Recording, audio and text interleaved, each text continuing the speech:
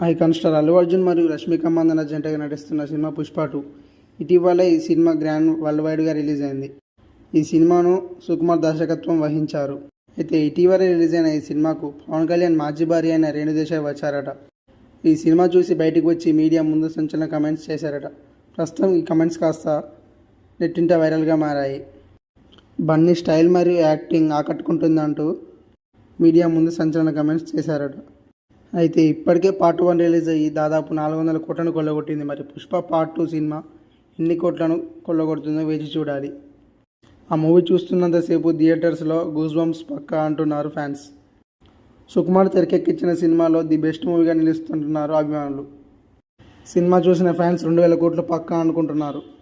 అయితే ప్రస్తుతం రేణు దేశాయ్ చేసిన కామెంట్స్ ఇప్పుడు సోషల్ మీడియాలో వైరల్గా మారాయి. అయితే పుష్ప 2 అభిమానుల అంచనాలకు అందుకుంటుందో లేదో వేచి చూడాలి.